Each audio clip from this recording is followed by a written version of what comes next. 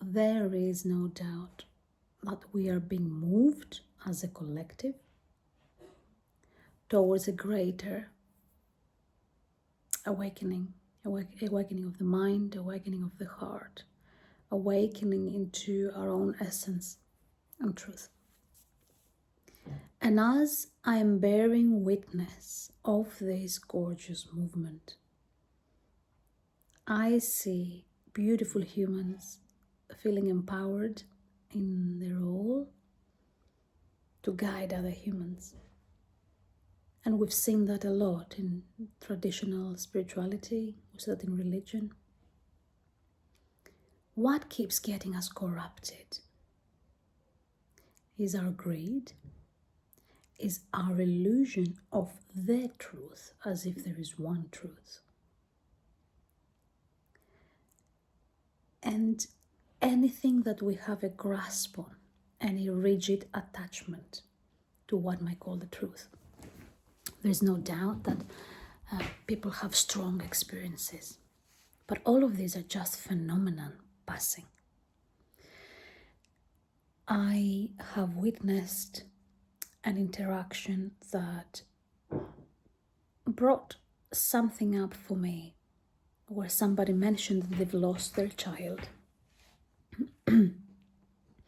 under a YouTube channel of a person who is teaching what truth means to them.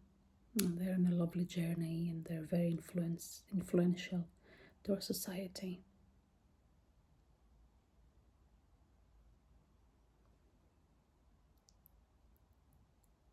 And quite often, when we glimpse truth, when we go through these states of oneness and we access dimensions of reality that words will fail to convey, we go through a period, I know from my experience, direct experience, I went through a phase of wanting to tell the world. It didn't last long.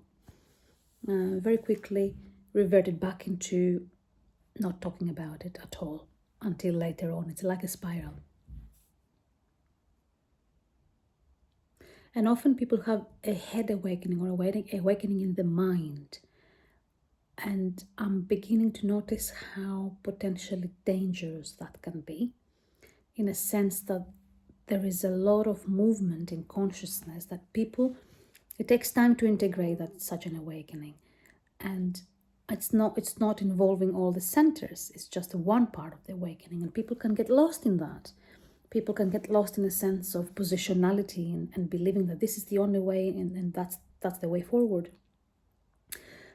And what I keep noticing is the total dismissal and lack of awareness of power differentials between so-called teachers and students.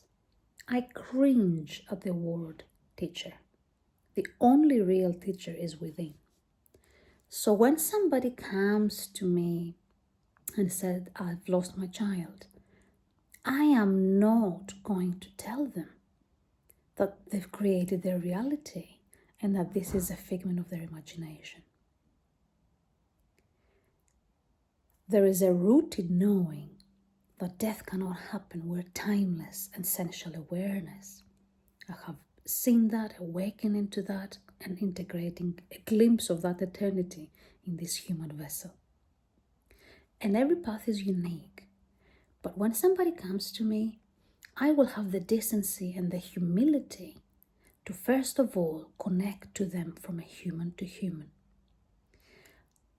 I'm aware that I nearly went down that rabbit hole, and I chose to do a U-turn back to my humanness and back to the heart, which I feel is the safest way to awaken, right?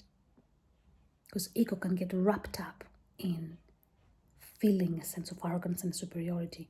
And I haven't been involved much in the spiritual communities. I've always stayed in the backyard, but always so very subtle and sometimes very audaciously present.